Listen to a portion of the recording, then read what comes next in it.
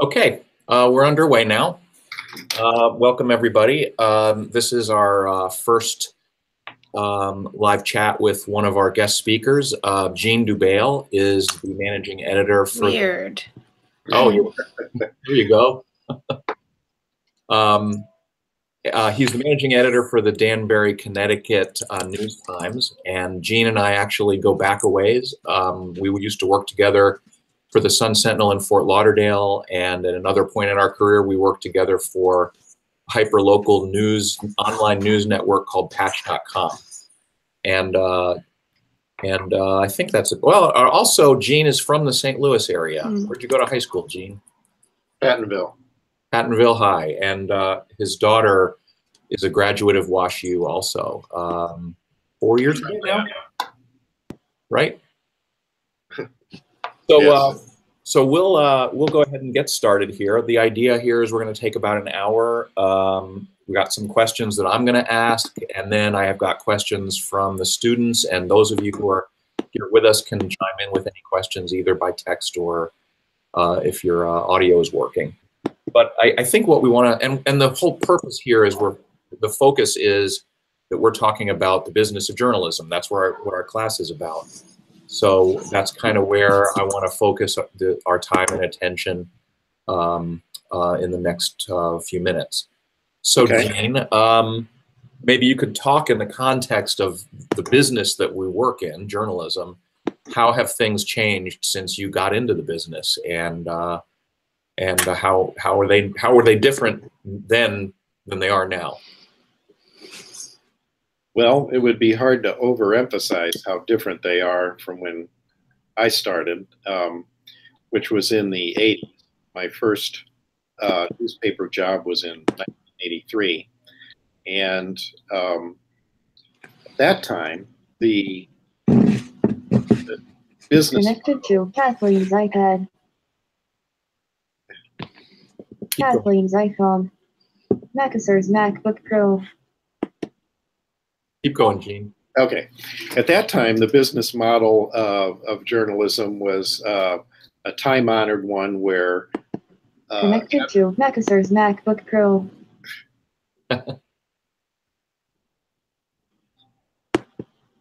gonna mute Kathleen for now.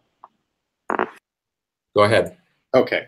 The model was that newspapers were supported mostly by advertising. I think typically it was about 80% of the revenue of newspapers was from advertising in one form or another, and about 20% was subscription. These days, because of a lot of economic trends, including technology changes, the proportion of revenue from advertising has fallen sharply. I'm pretty sure it's less than 50% of a typical newspaper's, and the rest is generally from subscriptions, which is a pretty big shift. And along with that has been, as everybody knows, the complete change in the way news is delivered. Instead of being mainly newspapers, television, radio, obviously the internet has completely upended that setup. And what the ultimate thing is that it's made newspapers much less of a viable economic entity than they were. A lot of the big metropolitan dailies, and particularly in the North and Midwest, have, but all over the country, but in those areas in particular, have suffered terribly, and dailies and are now just a fraction of the size that they used to be, and are limping along with much smaller staffs and fewer resources. And so those are probably the biggest changes. We can go into some detail about that, but for those of us who got into newspapers because we love the business and we're interested in journalism, it's been a pretty wrenching change. And a lot of people that got into the business at the same time I did have given up on it. You know, they've been laid off and been unable to find work in the same field. there's a fairly small group of us, I think, who have managed to stay in journalism all this time, but it's just not the same animal it used to be. Right, right. And as you know, I'm sort of one of those people that I was in journalism for a good long time. I probably had 30 years in the business before I got laid off the first time. And I've been laid off from journalism jobs 3 times now. And so here I am at WashU. You know, the other thing that I think is worth talking about is when you and I got into the business, another time-honored tradition was that we kind of ignored the business side of what we did. It was very much, we do journalism. You guys take care of the money side of things. You want to talk a little bit about whether you think that's changed? If so, how?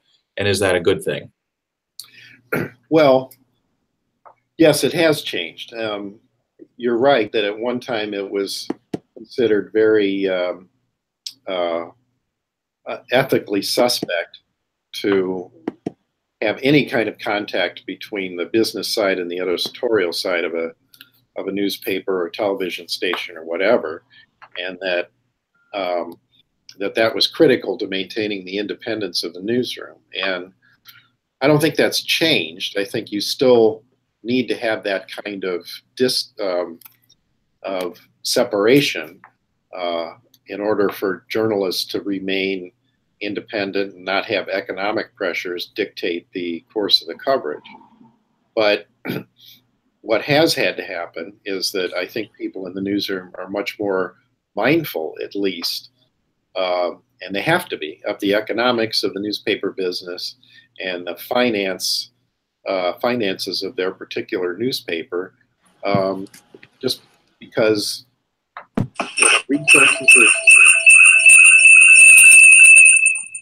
resources are tighter, and we've just had to get used to dealing with a lot less. And in some cases, not so much in my newspaper jobs, but in other jobs I've held. To give an example, when I was the online editor at the Plain Dealer in Cleveland from about 2006 to 2010,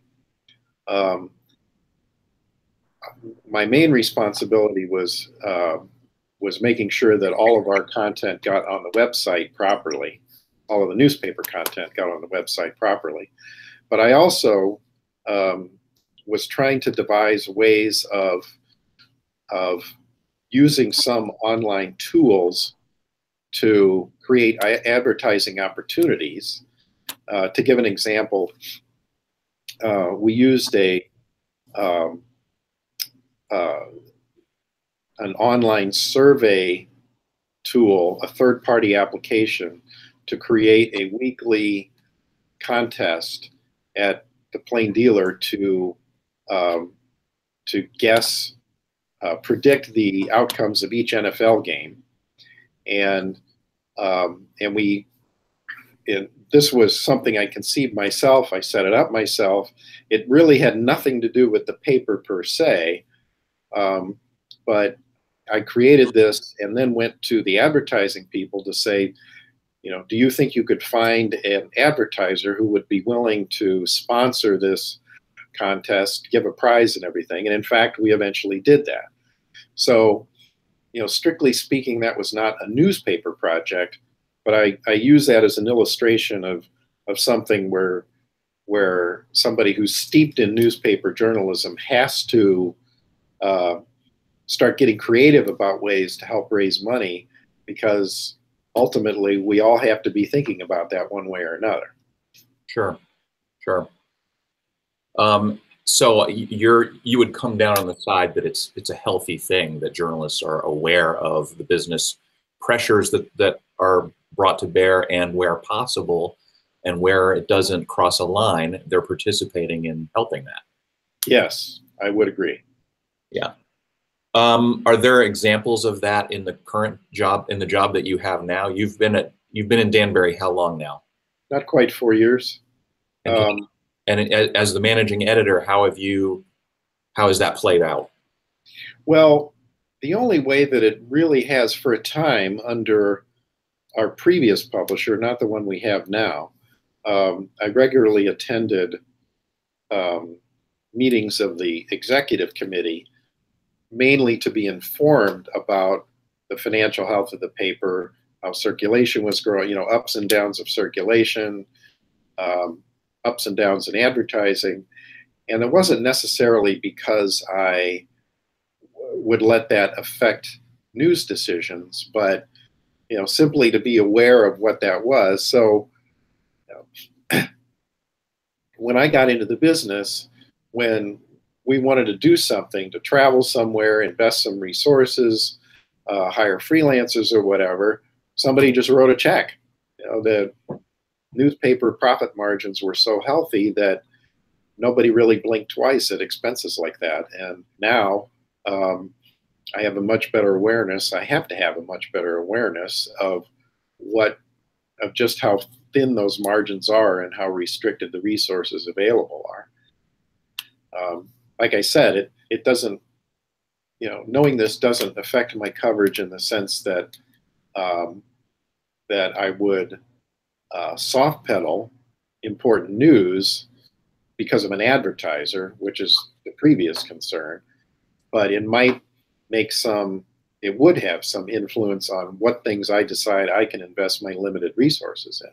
If I have a very constricted freelance budget, I have to be, as I do, I have to be very careful about what I decide to do with it. And so in that sense, it's dictating news judgment and news choices in a way that wouldn't have been true 25, 30 years ago.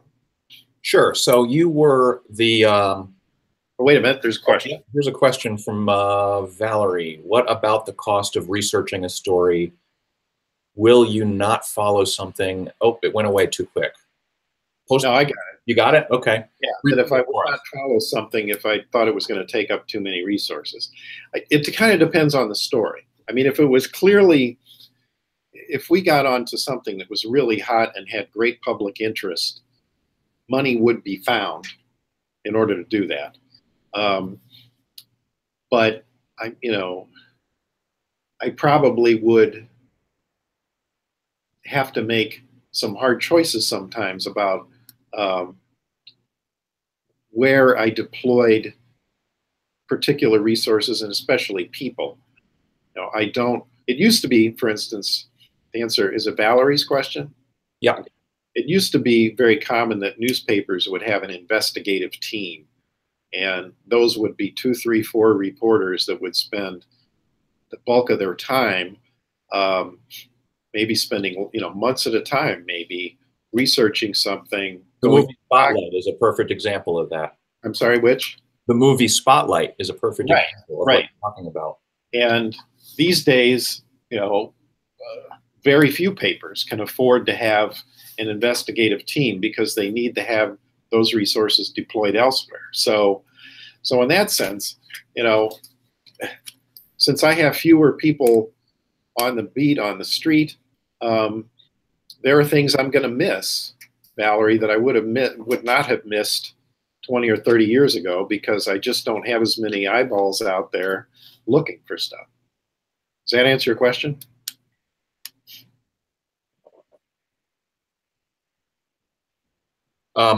Okay.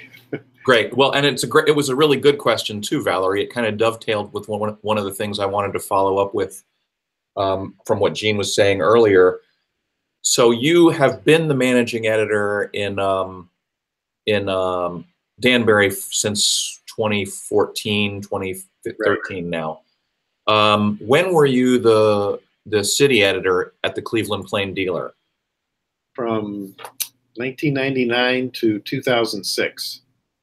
Right. Okay. So you started there about, 15, almost 20 years before you started here in Danbury. Right. What is something that you have to say no to now that you would not have said no to then? Well, probably the most obvious thing would be travel. Um, One of the first places that a lot of newspapers cut back on resources was traveling for stories. If I, maybe that might be just like going to the State House, to spend a week during the session, or it might mean if you got some story that had an angle in Oregon, you might pay to have somebody travel there in order to follow that up. That's not going to happen these days. Freelance assignments. I have a few $100s a month that I can spend on freelancers. Probably 15 years ago, it would have been in the thousands. When I started at the Plain Dealer in the early 90s, I don't know the exact figure, but we paid stringers all over the Cleveland area, which is a little bit like St. Louis in having dozens of tiny municipalities all surrounding the central city. So every one of them had their own police department.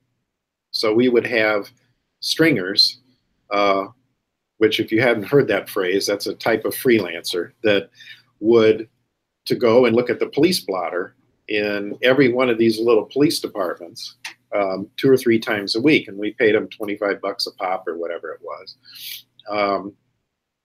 And those days are gone. We don't have anywhere near the kind of budget that we have to pay something like that. That went out the window. Just hiring freelancers in general, whether they're writers or photographers, a lot harder than it used to be. But the biggest effect would be in the sheer number of people in the newsroom. Right now, here, I have 6, 7 reporters. At one point, long before I got here, I believe there were 18. I was reading. How big is the community? Pardon? How big is the community? Danbury's about 85,000, and we cover a number of smaller towns in the neighborhood that most of them range between 20 and 30,000 each. So there's plenty of news here if we could get to it, but we can't get to everything. We can't be at as many meetings as we used to. We can't make as many trips to the police department to check the blotter. It's just a different world. As far as, to the question about the resources, I was reading the other day that the San Jose Mercury News, at one time, at its height, probably around 2000, had more than 400 people in the newsroom, and it now has less than 40, I think. The Plain Dealer, where I worked, at its height in the late 90s, had about 310 employees, and now there's probably less than 50. So, so that, the biggest expense of pretty much any business is people, and when you got to cut back on your expenses, that's what you lose is people. Sure. Let's go back to the business versus news side for a second. And I mean, are there instances that you can recall in your career, perhaps even recently, where you've had to tell somebody from the business side to go pound sand because they came to you with something that you thought had crossed the line? Yes, it happens. It happens fairly often. The advertising staff works across the room here for me, and every once in a while they'll come in and say, well, so and so is mad about that last story we wrote and they pulled their ads. And I'll say, sorry, I'm sorry that's happened, and we lost that advertiser, but there's nothing I can do for you. I don't get those frequently, but it does happen. And I can see why people ask the question. But the answer now is the same as it's always been. You know? I don't tell them to pound sand because they're nice people, and you know, they're trying to make a living too. But you know, I have to disappoint them. Sure. So I have a question here from one of our students who is not on the chat, or perhaps she is but isn't in the chat room. I'm going to butcher her name, Brooke Rytursky. And she notes that, of course, you've made the transition from print to online journalism and back again. And I'm sure in the role that you have, you're not completely divorced from the online side Right. of the business. But she's interested in having you talk a little bit about differences in how you reach new customers. How do you attract new readers to the newspaper versus how do you attract readers to online media? How does the material change based on the medium? Can you talk a little bit about that? Yeah. Well, one thing that's good about having been through a lot of work in the online side of the business is that you have available a lot of tools to find out what people are exactly reading. You know, when all that existed was newspapers or television, you put things out there on the street and you couldn't really be sure what people actually read. Maybe they read your big investigative series, but maybe they're still buying the paper mainly because they like the comics, or they want the grocery store ads, or the sports page. And so I think in a lot of times we were flying blind in not really knowing what people got out of a newspaper and what they wanted. And then when we started doing news online, and there are some pretty sophisticated tools available to let you know exactly what people are reading and what they're spending time with. And it's really kind of eye-opening that that you often find that for instance, the investigative piece that you might have spent months putting together and that you're hoping will win you some kind of prize gets very little attention online compared to sports coverage or oddball stories, crime. That if you read your Google Analytics or something like that, you find out that people have a lot of different tastes than what you thought they did, and so you can, in some ways, that begins to subtly change your coverage in the sense that it's very tempting if you want to build up your web traffic, which is what you want to do if you want to make money. And the advertisers who come to you and want to advertise on your website want to know how many page views you're getting. And it's nice if you can show them that, we're getting a whole lot of traffic. But what you find out is that, like I said, those hard-hitting investigative pieces aren't getting near as much traffic as a photo gallery of the gowns worn by the actresses at the Golden Globes, or some salacious crime story that, and this is another thing, people. You also find out, and I've told this to public groups I've talked to, that when people say certain things about what they want, they are actually lying, because they'll say that they don't like sensational stories and they don't like all that crime and all that stuff. They say there's too much of that blood and guts in newspapers. But I know from what I see in the online statistics, they're eating it up. They're actually reading more of that than a lot of other types of news. And so, the question is, you you do have a completely different approach to what you do online as in the paper, because you have a better idea what people really want. The trick becomes to not to sell out to that. I mean, it's easy to gin up your page views by running a lot of pictures. You know, I hate to use this example, but it's true. If you put up a photo gallery of cheerleaders, you'll get a lot more web traffic than you would if you do the kind of story that you think people really want to know, which is like, you know, how much are my property taxes going to go up as a result of the city's new budget for next year.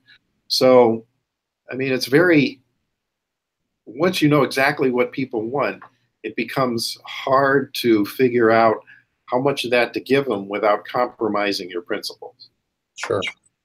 What comes to mind as you're describing this is when I was still working for the Post-Dispatch, one of my victories was getting a reporter finally assigned to work an early morning shift to just do breaking news and to get updates on the site first thing in the morning.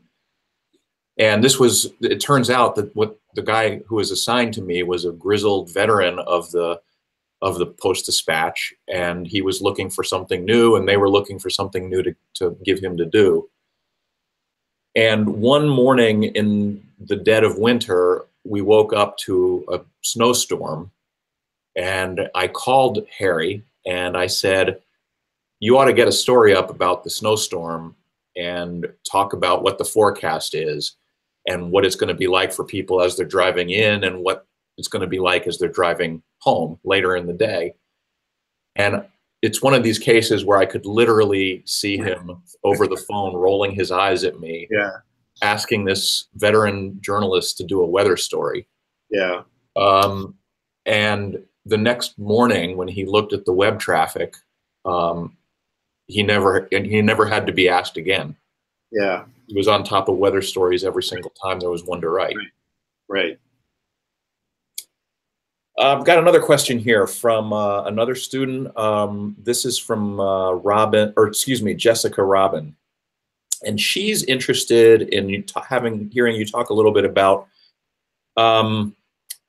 whether I'll just read the question and then you can interpret it how you think you should.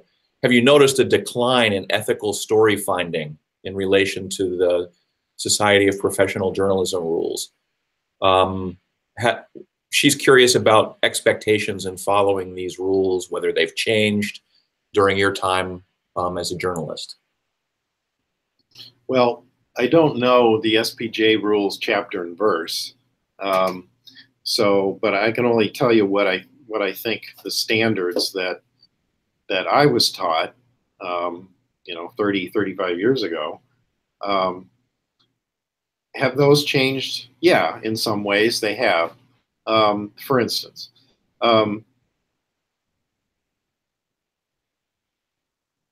these days the emphasis on speed is so intense on getting things up that a lot of the fact-checking and extra sourcing that we might have done in pre-internet days to feel like we really had confidence in a story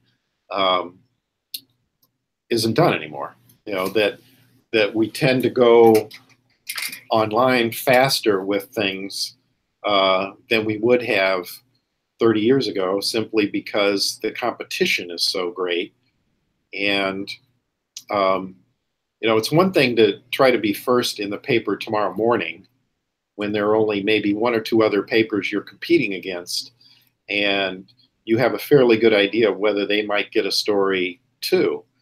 But when there's so many other players out there now, and particularly if you were covering some kind of national story, for instance, the number of competitors on that story is just, 10 times greater than it used to be because the market is national and global and not just local anymore. So I think, yes, there is a tendency to lower the standard as far as the verification and the fact checking. Now, but that's going to vary from outlet to outlet. I mean, I think our web operation, we're a little slower to put things up because the newspaper people are still in control to the extent that they can say, I got to get that confirmed. You know, I'm not going to print at this point what is basically a rumor, that I have to get some kind of authoritative confirmation of this.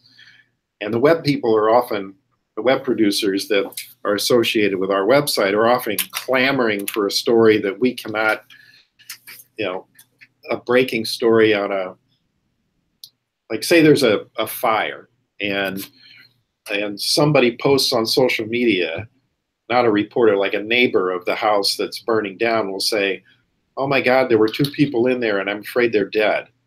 And so the web people will say, you know, social media is saying that 2 people died in that fire. What do we got?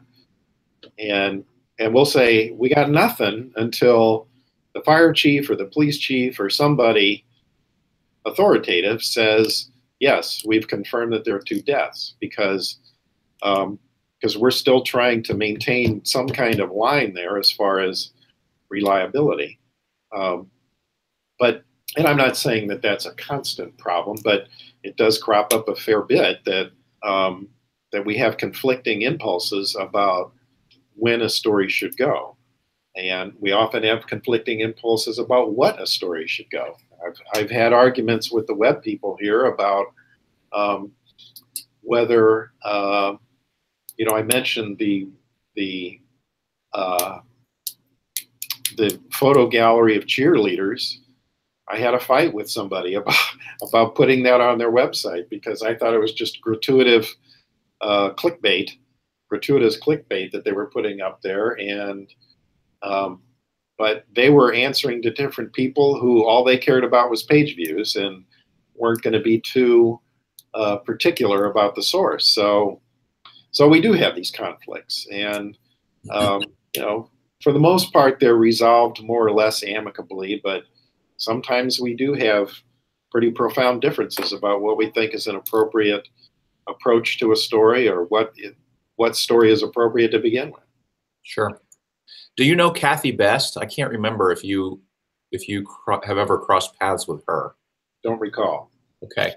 Cathy was a guest of mine in a previous class, and she was the former editor at the Seattle Times, and now has sort of semi-retired. Well, it's actually, that's not fair. She decided to change her lifestyle, and she works for, as editor of a small newspaper in Montana now. But she was at the Seattle Times in 2015 when the staff there covered the landslide that killed 43 people, and ultimately they won a Pulitzer Prize for their coverage of that. But she spoke a lot about what it is you're talking about right here. You know, we're covering a fast-moving story where facts change, where rumors get circulated, and we want to be very careful about what we're reporting and when we're reporting it. And it's, you know, I think the other point you were making, Gene, is a lot of this depends on the news organization that's doing the reporting. Right. An organization like the Seattle Times is going to be more circumspect about when it reports and what it reports and where it reports. You know, they're going to be as careful about what they start tweeting out as they are about what they're going to publish in the newspaper the next morning, because they don't want to be that organization that's spreading falsehoods or rumors, right, or certainly misinformation. So, right. Yeah, and I think that's a very widespread thing, that there's a lot of tension a lot of time between people who come from a background with a more traditional look at that, and people who are haven't been, you know, maybe are digital natives, you know, as the phrase goes, where may not have learned those sort of ethics, and I think that's definitely a problem. Well, and it goes to another issue that really don't have a lot of time to get into right now, but it goes down to literacy. You know, developing a sense of literacy for where you get your information and what information is trustworthy. You know, we would like to think that an organization like the Danbury News-Times or the Washington Post or the New York Times or the St. Louis Post-Dispatch, organizations that have been around for years and that have built up some brand equity, and that brand is about trustworthiness and a deliberate news process and a care about vetting the news. We'd like to think that is worth something, whereas other news organizations or quasi-news organizations or non-news organizations, you know, anybody can publish information today. So the question is, do you know where you're getting your information, and is it from a source that you can trust? And that's, I think, becoming harder and harder to discern in some ways. I think I would make 2 points about that. One is that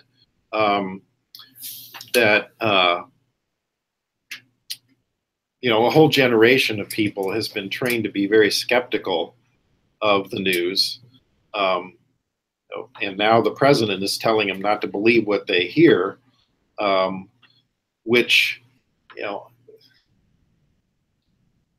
even allowing for the times that traditional journalists do make mistakes, and that happens, and sometimes they're big ones. That I think it's really doing a disservice to democracy when you cultivate a feeling of skepticism toward people who have some professional interest in trying to present things accurately. The other point is that sometimes it doesn't matter what you're doing, that you can't.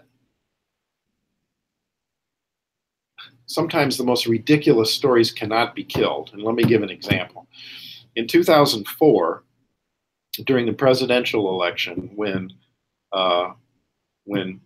George W. Bush beat John Kerry, I was working in Ohio at the Plain Dealer, and there have been a lot of stories at the George W. Bush beat John Kerry. I'm getting an echo. I was working in Ohio. Sorry about that. Okay. There have been a handful of problems at ballot boxes at various points around the state. For instance, that there were long lines at one precinct in a Democratic area near Columbus, Ohio. And there were a handful of these around the state. And George Bush ended up winning Ohio, which in that election was decisive in putting him over the top.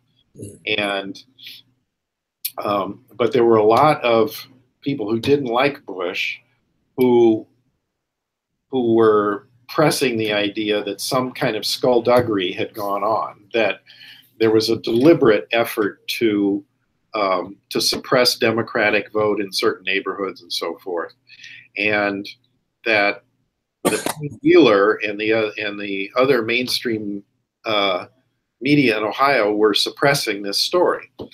And so, I mean, we would get emails from people in California that would say, why are you deliberately sitting on the story about the closure of the ballot box or the closure of the polling places in the Democratic areas of Columbus? And of course, we weren't suppressing that because it didn't happen, but there's no way you could convince people of that. Finally, the managing editor of the paper at the time said, we are going to have an enormous chart in the paper with a list of every one of these stories that's been going around about voter suppression in Ohio and show why they're all untrue. So the next day or the day after, we ran a full page inside this color-coded chart that took on every one of these particular rumors, and there were a bunch of them all over the state. And you would think, I mean, what we're thinking is this will quiet this. This will put an end to all this rumoring, but it didn't. It made almost no dent in it whatsoever, because, you know, somebody who heard this rumor from their cousin in Seattle and told it to a friend in Arizona, who then emails us and says, "Why are you suppressing this?" It's like it just got legs, and nothing we could do, at least at the Plain Dealer, would even telling people that Bush ended up winning Ohio by more than 100,000 votes. Now, you know, closing a couple of precincts, you know, with insufficient polling places in a county that was run by a Democratic board of election supervisors, you know, I mean, if people would stop and think, they would realize how inherently implausible this is. But people don't stop and think. They get an email from their cousin that says, "Hey, I heard that they were suppressing the vote in Columbus, Ohio." And without making any effort to find out if it's true, they pass the rumor on. They demand to know why we're suppressing it and so forth. So, you know, in economics, there's a principle, I think it's called Gresham's law, that bad money drives out good. That if you issue like cheap paper money, it drives down the value of everything else. And I think in something similar happens in information, that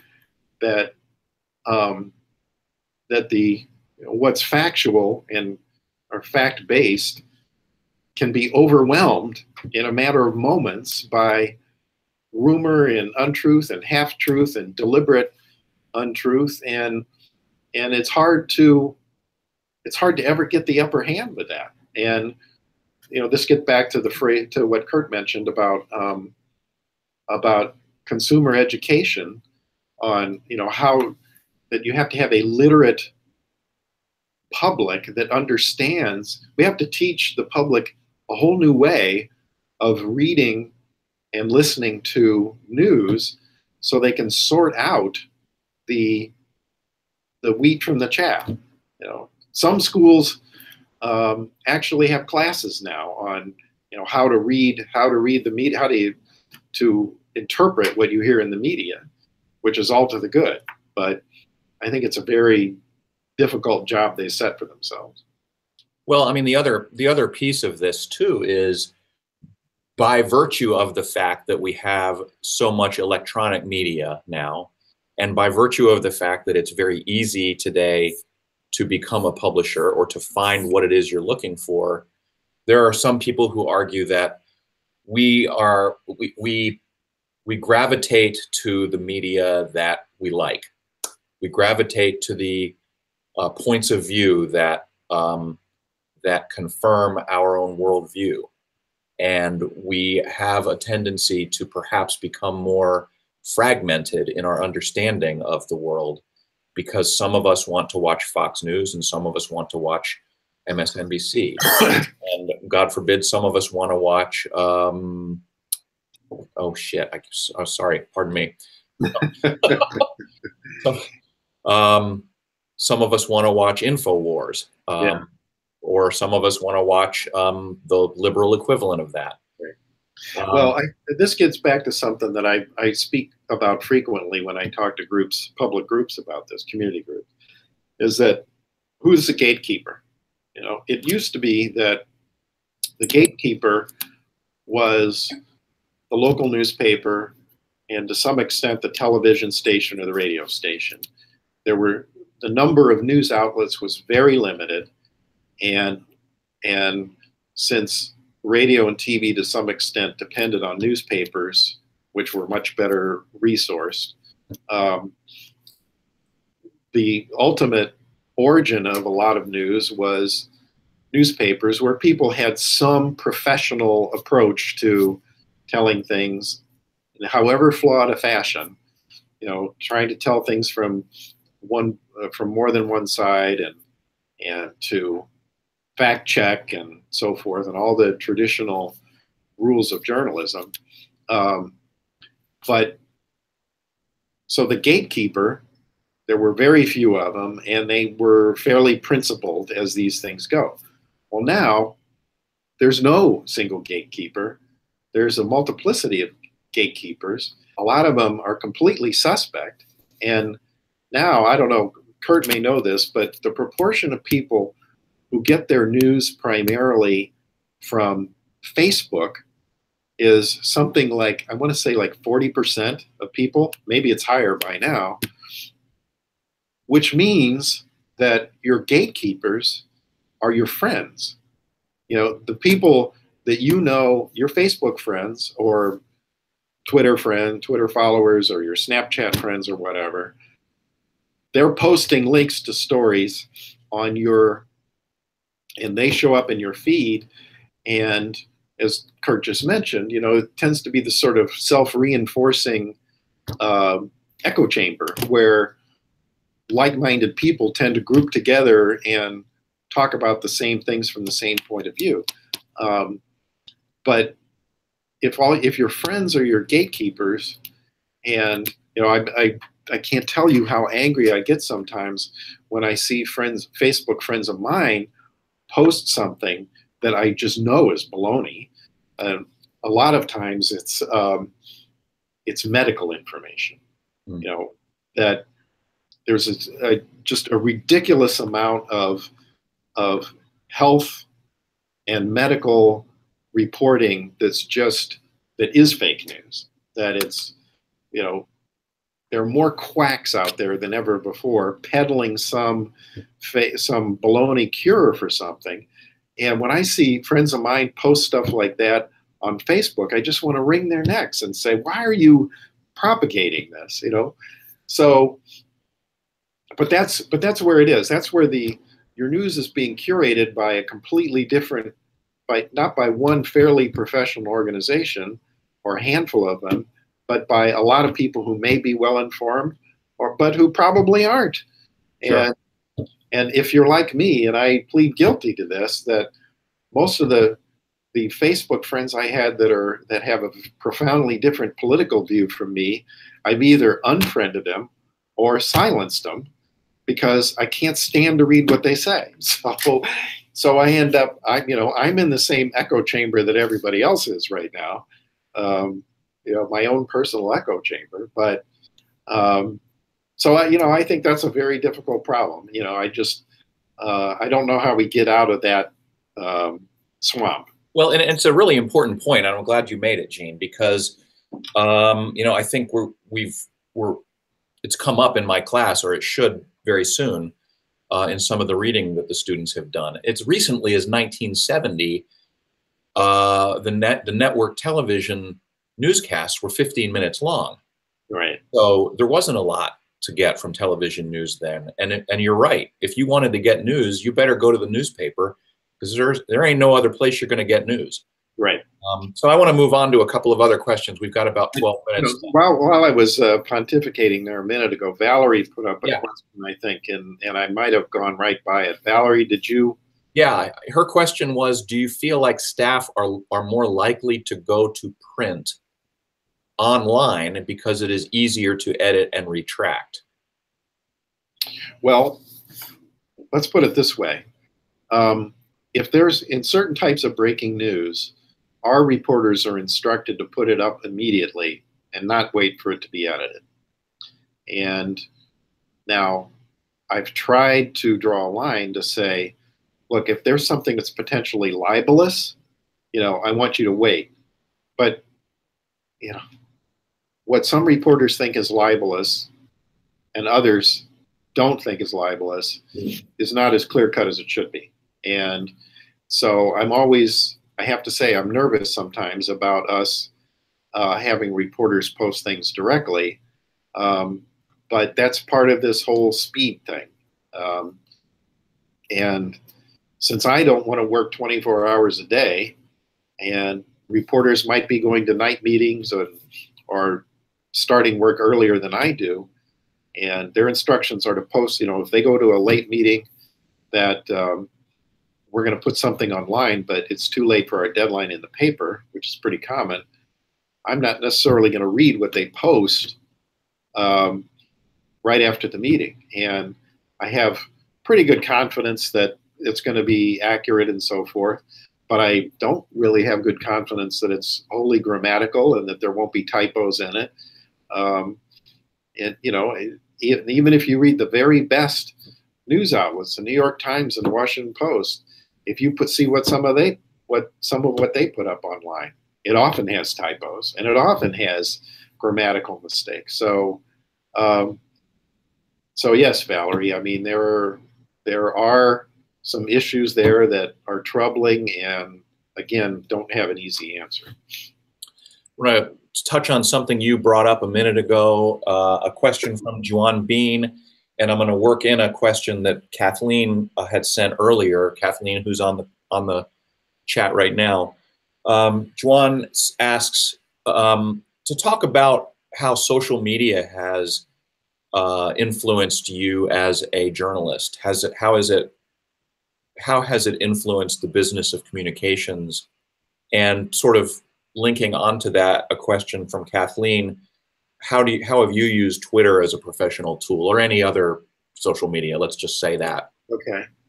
Well, and I'll just say, by the way, we have about 9 minutes. Maybe we can answer this and get in another question or two. All right. I think there are two facets where social media. One is getting the message out, and one is using it as a tool to report. It's useful for both. As far as using it as a tool for reporting, I think it can be very valuable. I'll give you an example. We were doing a story based on census data not too long ago about Danbury is about an hour and a half, a little more, from New York City. And there are some people who commute that distance into New York City on a daily basis. I cannot imagine how they do that, but they do. And we were looking at some census data that showed that the number of people who were doing that was growing. The percentage of commuters who were commuting more than an hour and a half in a particular direction was growing. So we had the stats, but we didn't have a good example of somebody who did that. So we put up a request on Facebook, on our newspaper's Facebook page, to say, hey, we're doing a story about long commutes, super commuters is what we call them. Anybody doing this? And we got a couple of people who volunteered, said, yeah, I'm doing this. And we ended up interviewing, getting photos and everything. So that's an example of how it can be a very useful reporting tool. On the other hand, it can also help you get your message out. I mean, it's any good newspaper, any good news outlet of any kind is trying to build up its social media presence on every media possible. We focus on Twitter and Facebook. I don't think we're as active as we should be on Snapchat or Instagram, which I think is a problem because as everybody knows, most of the people on Facebook, the demographics skew older than they do for something like Snapchat. So the future readers are the people we hope to be subscribers to our product someday that are primarily using Snapchat or Instagram. We're not reaching them, which I think is a problem. And as much as we try to build up our Twitter following or our Facebook friends, people who follow our professional pages, it's never enough as far as I'm concerned. As far as a question about Twitter, personally, I hardly ever use it anymore because it's become such a swamp. I started out, I was much more active at one time personally, both, as in my own life and as a journalist on Twitter, than I was on Facebook. And now that's reversed because Twitter just got to be too overwhelming for me. And now instead of following a lot of people. I have a very small, I created a list of certain people that I follow intensively, and I almost never look at the larger stream. But all our reporters tweet all their own stories and to try to build up their own, they have everybody's supposed to have their own company Twitter account, and they've been instructed to try to tweet out their old stuff and get help spread the word that way. So we use social media both, like I said, as a news gathering tool and as a distribution tool.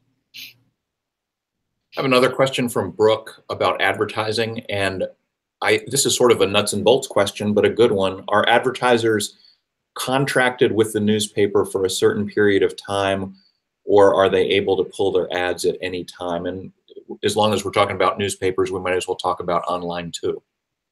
Well, there's a lot more flexibility than there used to be. I mean, occasionally we'll get, like every day, I get, I don't know if you can see this. This is a dummy.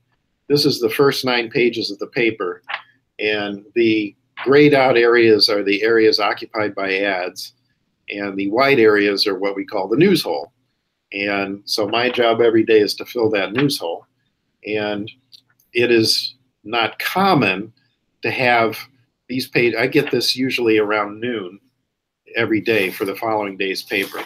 And it's not common to have ads change after I get this initial layout, but it does happen, because it probably wouldn't have happened 15 years ago because we were the only game in town, and we didn't give people that kind of flexibility. But these days, attracting advertisers is hard enough as it is, so you have to give them more flexibility than we might have given them a long time ago. I'm a little less, I don't really feel qualified to talk about how that changes online, but I suspect it's even more flexible there because just the nature of the medium that advertisers demand and can probably get the maximum amount of flexibility that they want in putting up and taking down ads. And we're probably, I'm not expert in this either, but I would guess that whereas in the old days we would have had a lot of long-term contracts for advertisers, these days they tended to be much more short-term and much more easy to break than they would have been 30 years ago. Right. I mean, you're bringing up a concept again that has come up at least once, maybe twice during this conversation. And the shorthand way to talk about it is it's a matter of scarcity. There was a day when there was a scarcity of news outlets to turn to. And if you wanted to sell your car, your house, or hire somebody for a job, you had to put a classified ad in the newspaper. If you wanted to tell your story, you had to tell it to the reporter at the newspaper. And those days are gone. Right. And there's a lot of places that you can where you can advertise your car, house, or employment opportunities. And there are a lot of places where you can tell your stories, and that scarcity doesn't exist anymore. True. We're in a very, very difficult period of transition where the news industry at large is trying to figure out how to adapt to the new business models. Right. We've got about 2 minutes left. Gene, is there something that you thought I was going to ask you about that I didn't ask you about that you would want to make sure to get across before we sign off? I don't think so. I mean, I think we've covered the high points. I guess I would just say that if I've sounded during this hour as if I'm very cynical about the business and sad about where it's heading and everything, that's to some extent true, but I still like it too. I think people who get into journalism get a real charge out of doing what they do, and they think it's important to democracy that we do what we do. And I think events of the last year or two have proven that that's more true than it ever was, that what we do has value. And even if it's despite all its frustrations and uncertainties and about its future and so forth, it still feels like we're fighting the good fight.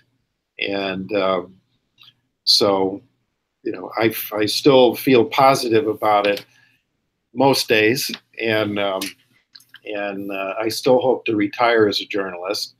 And I don't have too many years left to go, so I might be able to hang on for a few more, but we'll see. All right. Well, thank you very much, Gene. I really appreciate you taking the time for the class. My pleasure. I hope it's been valuable. Absolutely. Valerie sends a thank you. You're welcome. I'm sure the students will enjoy this as well. I'm going to go ahead and close the broadcast now. All right. Thanks again. Bye-bye. Bye-bye.